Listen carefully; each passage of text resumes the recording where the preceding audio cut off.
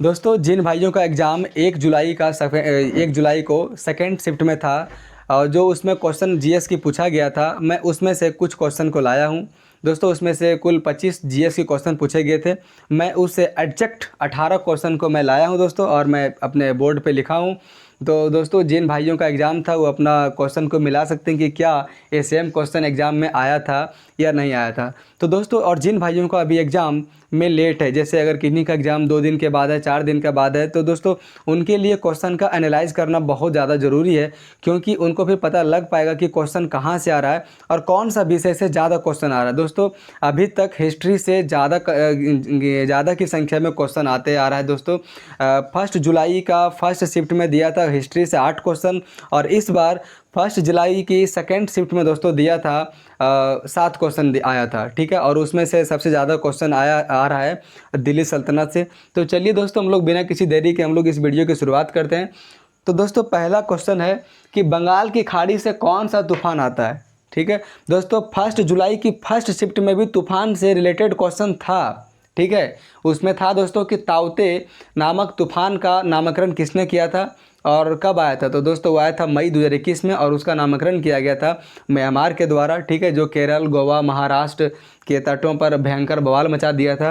तो दोस्तों इस बार आया कि बंगाल की खाड़ी से कौन सा तूफान आता है। तो दोस्तों बंगाल की खाड़ी से 2 तूफान आया, एक है दोस्तों आस और एक का नाम है दोस्तों एक का नाम है दोस्तों आस और एक का नाम है दोस्तों जवाद, ठीक है। दोस्तों यास आया था मई 2021 में, ठीक है, और ये जवाद भी आया था, ठीक है। दोस्तों दूसरा क्वेश्चन है कि पावर इंडेक्स 2020 में भारत का स्थान कौन सा है। तो दोस्तों सबसे पहले मैं आपको बता दूं कि पावर इंडेक्स को लॉवी इंस्टीट्यूट के द्वारा प्रति वर्ष 2018 से जारी किया जा रहा है, ठीक है। कौन सा इंस्टीट्यूट के द्वारा, तो लॉवी इंस्टीट्यूट के द्वारा, LOWY, ठीक है। क्वेश्चन पूछ सकता है। तो दोस्तों 2020 में भारत का स्थान था चौथा। कितना था दोस्तों? चौथा स्थान था। अगर मैं फर्स्ट का बात करूं तो दोस्तों फर्स्ट स्थान है USA का, उसके बाद है दोस्तों चीन का, उसके बाद है जापान का, उसके बाद है अपना भारत का।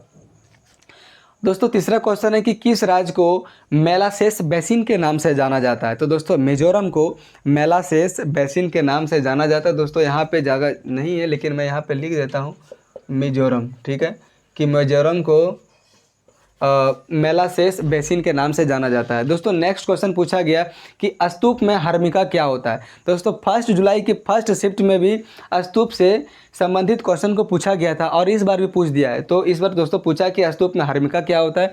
दोस्तों जो स्तूप होती है ना, स्तूप में आपने देखा होगा कि जो इसकी जो एक अर्धवृत्ताकार संरचना होती है और उस अर्धवृत्ताकार संरचना के आगे एक छज्जे जैसी होती है, ठीक है। उसी छज्जा को कहा जाता है क्या? हर्मिका कहा जाता है, ठीक है। दोस्तों आपको डायग्राम में हर्मिका दिख रहा होगा, जो छज्जे जैसे जो दिख रही है ना, वही हर्मिका है, ठीक है। अब दोस्तों नेक्स्ट क्वेश्चन है कि ब्रह्मपुत्र नदी घाटी कहाँ स्थित है। दोस्तों ये थोड़ा सा इजी है, ठीक है, कि ब्रह्मपुत्र नदी घाटी कहाँ स्थित है, तो असम में। दोस्तों ये जो ब्रह्मपुत्र नदी घाटी है वो असम यानी जो पूर्वी असम और पश्चिमी असम को 2 भागों में विभाजित करती है, ठीक है। दोस्तों यहाँ पे जैसे तिब्बत में इसका नाम इसे कुछ और नाम से जाना जाता है, अरुणाचल प्रदेश में इस ब्रह्मपुत्र नदी को किसी और नाम से जाना जाता है, चीन में इस नदी को किसी और नाम से जाना जाता है। तो दोस्तों इसी ब्रह्मपुत्र नदी को बांग्लादेश में जमुना के नाम से जाना जाता है। कौन सा नाम से? जमुना के नाम से जाना जाता है, ठीक है। और इसी ब्रह्मपुत्र नदी को चीन में यालूत्सांग पीच्यांग, ठीक है, यालूत्सांग पीच्यांग के नाम से जाना जाता है। दोस्तों ये चीनी भाषा है, थोड़ी सी तो टेढ़ी मेढ़ी रहेगी। और तिब्बत में इसी ब्रह्मपुत्र नदी को सांगपो नदी के नाम से जाना जाता है। कौन सा नदी के नाम से? सांगपो नदी के नाम से। और इसी ब्रह्मपुत्र नदी को अरुणाचल प्रदेश में डीह नदी के नाम से जाना जाता है। कौन सा? डीह नदी के नाम से, ठीक है। मैं यहाँ पे लिख देता हूँ कि ब्रह्मपुत्र नदी घाटी कहाँ स्थित है, तो असम में स्थित है, ठीक है। और इस स्तूप में हर्मिका क्या होता है दोस्तों, मैंने आपको बता ही दिया, ठीक है। दोस्तों नेक्स्ट क्वेश्चन है कि बुग्याल घास की मैदान कहाँ है। तो दोस्तों घास की मैदान के नाम से भी क्वेश्चन पूछ रहा है। तो दोस्तों ये बुग्याल घास की मैदान है, ये उत्तराखंड के गढ़वाल क्षेत्रों में पाई जाती है। कौन सा घास? बुग्याल घास। मैं यहाँ पे लिख देता हूँ कि उत्तराखंड के गढ़वाल जैसे क्षेत्रों में पाया जाता है। दोस्तों नेक्स्ट क्वेश्चन है कि हिमालय पर्वत किस प्रकार का पर्वत है। तो दोस्तों हिमालय पर्वत एक युवा वलित पर्वत का उदाहरण है। दोस्तों ये इंपॉर्टेंट क्वेश्चन है और काफ़ी इजी भी क्वेश्चन है, सबसे बन गया होगा। दोस्तों नेक्स्ट क्वेश्चन है कि खानवा का युद्ध किनके मध्य हुआ था। तो दोस्तों खानवा का युद्ध बाबर और मेवाड़ के शासक राणा सांगा के बीच 16 मार्च 1527 ईस्वी में हुआ था। और इस युद्ध में किसकी विजय हुई। तो बाबर की विजय हुई। ठीक है, उम्मीद है दोस्तों ये भी क्वेश्चन क्लियर हो गया होगा। दोस्तों नेक्स्ट है कि सिजदा एंड पैबोस की प्रथा किसने शुरू की। दोस्तों मन में आपका सवाल होगा कि सिजदा और पैबोस क्या है। तो दोस्तों सिजदा जैसे सुल्तान को झुक कर नमस्कार करना सिजदा कहलाता था, और पैबोस यानी कि सुल्तान की पैर को चूमा जाता था। तो सुल्तान की पैर को चूमना क्या कहलाता था, पैबोस, और सुल्तान को झुक कर नमस्कार करना क्या कहलाता है, सिजदा। दोस्तों इस सिजदा और पैबोस की प्रथा का शुरुआत किया गया था गियासुद्दीन बलबन के द्वारा। अगर दोस्तों पूछा जाए कि इस सिजदा और पैबोस की प्रथा का अंत किसने किया, तो दोस्तों इसका अंत किया था शाहजहां ने।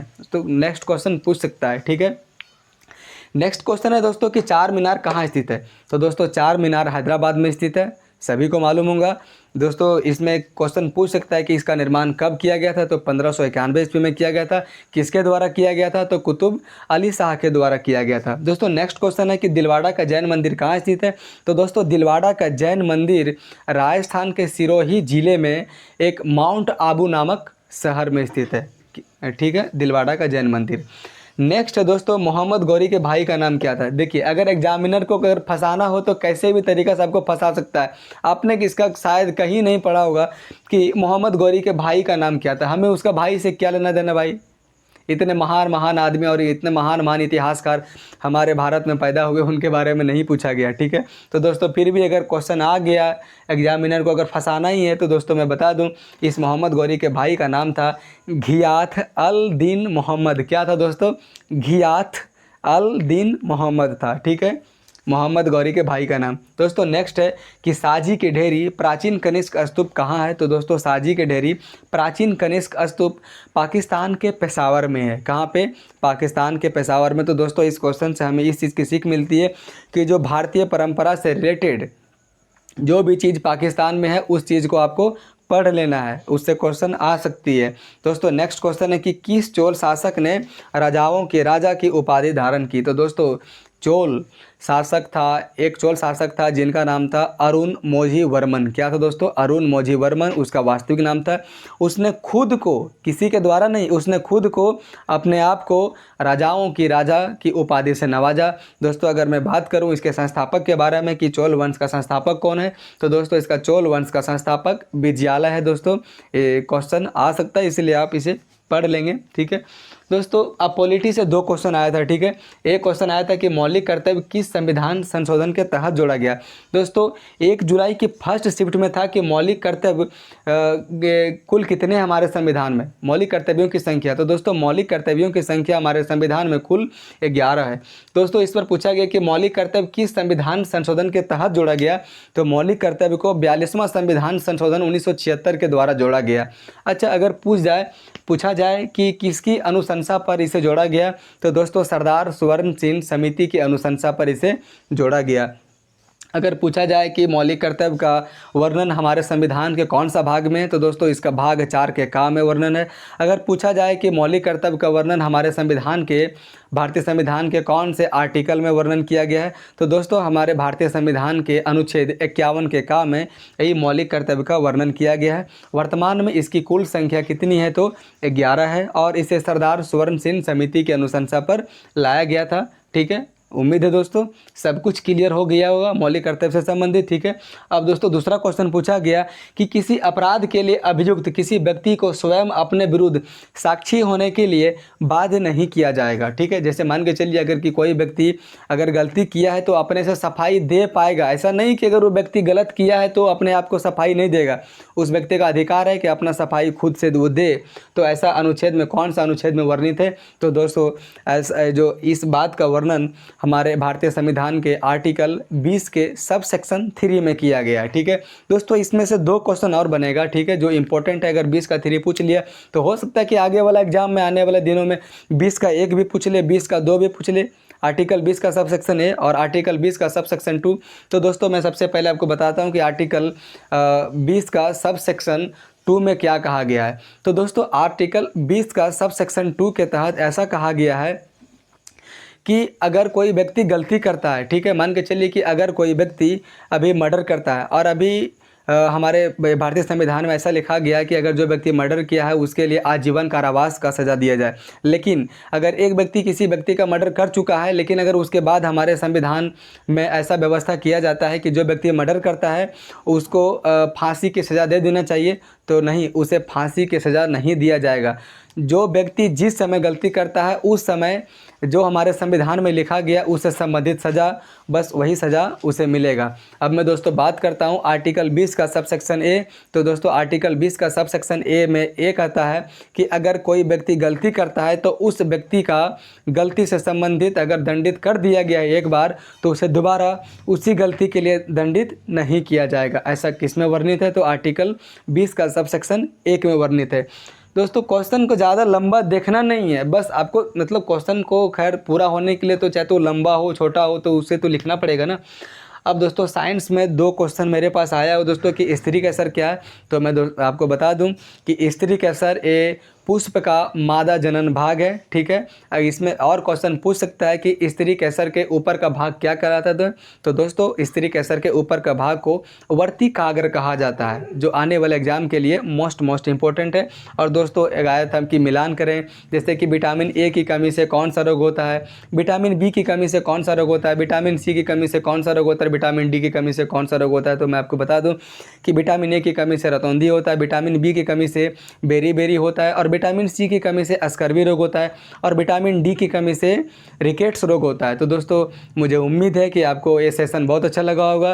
तो आप मेरे चैनल पे बने रहें, मैं आपको कंटिन्यू ऐसा वीडियो लाते रहूँगा कि जो एग्ज़ाम में पूछा रहे, और मैं कुछ एक्स्ट्रा फैक्ट मैं बताने का मैं प्रयास करूँगा कुछ कम समय में, ताकि आपके आने वाले दिनों के लिए जो जिन भाइयों का भी एग्ज़ाम है उनके लिए कुछ हेल्प मिल सके। तो दोस्तों मुझे उम्मीद है कि आपको अच्छा लगा होगा। बाकी आपको कि कैसा लगा आप मुझे कमेंट सेक्शन में ज़रूर बताएं, और अगर आपको अच्छा लगा होगा तो आप इसे लाइक शेयर और कमेंट करना ना भूलें। Thank you.